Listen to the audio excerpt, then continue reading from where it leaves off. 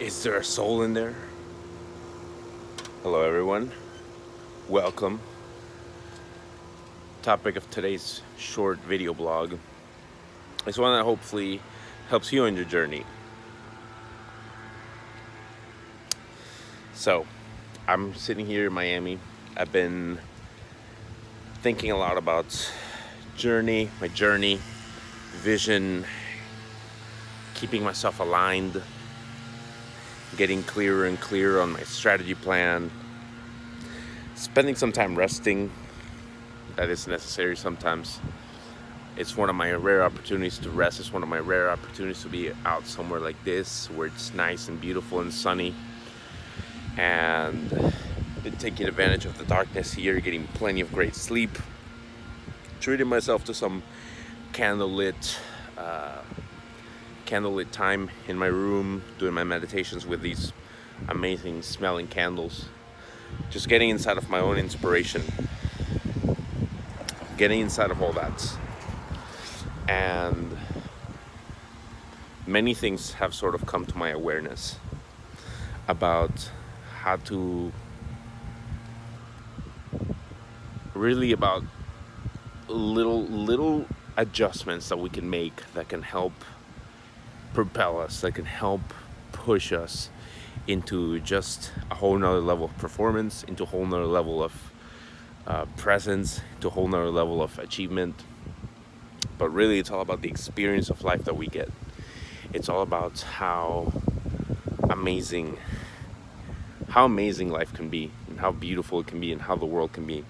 And one of the topics that sort of came into conversation when I get myself into these places where I spend a lot of time alone and I have a lot of room to meditate and to really to meditate. I also do kind of peer out from within and look to other people around me, look to what they're doing, see what kinds of things are reflected on me, see what kinds of things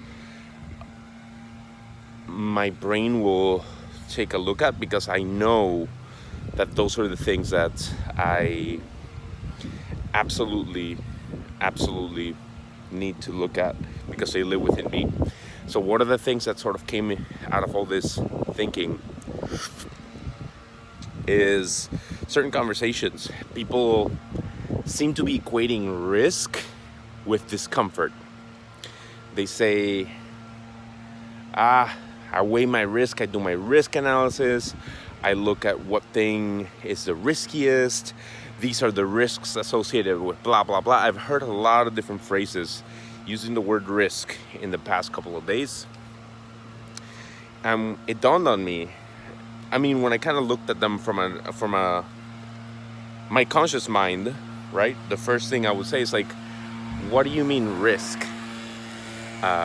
What do you mean that there's a high risk of living out your vision? What do you mean there's a high risk of choosing to step into an exceptional life? Say that you want to be an entrepreneur. Say that you have something that you truly want to share with people. It truly feels like you're genuine, something you truly want to step inside of. You know, your genuine purpose. I don't like to talk about purpose as this thing that's kind of external to us or chosen for us by someone else. But most of us have something, at least at some level, we know we'd like to be up to. And so people talk about the risk of doing it and how there's a risk to doing it. And I started thinking, why do people use that word? In my mind, like in my conscious mind, there is no risk. What do you mean there's a risk? You know, going out, doing a beautiful, amazing journey, step into an amazing journey, have beautiful experiences, connect with amazing new people, learn new lessons, create things, step into creation, step into your own personal transformation. Really, what are these risks that people are talking about? And what they're talking about is essentially discomfort. They think, hey, I might have to give up my lifestyle, I might have to give up my money, so it'll feel bad, it'll feel difficult. And they never even take into account the time scales of these things, because that's where the key, where I'm going to wrap up this whole thing, is with the time scales. They think, well, I have to give up money, I have to give up, reputation, I have to give up status, I have to go step into being the newbie at something, so on and so forth. And that feels risky. It feels risky because it might fail. It feels risky because it might not work out. Okay, so what are we talking about with all these different stories, these different beliefs? Notice that none of them are, I will truly be hurt. I'll truly end up in some way worse by doing those things. And I'm talking a real way, like in a real core level way. I will truly end up worse than I am right now. None of them say that. You're not actually at risk of losing anything. If you're not willing to believe at this point that you have a soul, that you have a spirit, that you have a higher self, whatever you want to call it, an intuition, a power really great within yourself, that's creative, that has access to faculties, that can absolutely step into creating anything you want, anything it wants, whatever, however you want to refer it to. At least believe that, hey, every time that you've been faced with adversity, you've overcome it and you've come out of it. And you always tapped into some resourcefulness, into something greater than you thought you were capable of to do so. Am I right? And whatever felt so bad and so difficult, it might feel even like you carry around some lessons from it or some trauma from it. But that trauma, if you really look at it, it's not truly you. It's something separate from you that you're carrying around. Kind of like you carry around your luggage. Kind of like you carry around your wallet, right? So at some level, you know that there's a part of you that persists past all that, that survives it all, that comes out on top and is here witnessing, observing this video. And that part of you is really, really powerful.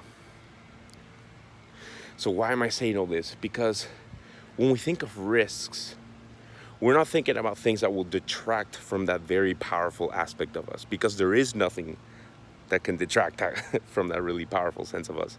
Truth is, we can always find a way. We always find a way to be resourceful, to get back, to survive, and if we really choose to use that resourcefulness, we can actually employ it into thriving. It's really cool stuff. We think of risks as all the things that we're going to have to sort of endure, and it's really from a standpoint of discomfort. It's not from a standpoint of actually being hurt, of actually facing mortality. Because deep down inside we know, hey, I can live on less. I'm not going to starve to death. Hey, I can move somewhere else cheaper. I'm not going to starve to death. Somewhere deep down, we always know we're going to survive any challenge. So what's really the thing that makes us, how do we understand this mechanism? What's really guiding most of us to think about risks in this way? It's all about time scales. We know that if we set out to do, say, something entrepreneurial, we may have to cut back on lifestyle costs as compared to a corporate job that affords us, a great degree of comfort. But we never think about the time scale. We never think about the time scale of that discomfort. We never think about the fact that discomfort will last maybe a couple minutes, maybe a couple days, maybe a couple weeks, maybe months, maybe years. But that's really very rare. At some point, we always get used to. At some level, we always get used to discomfort. We always get used to difficulties, strife.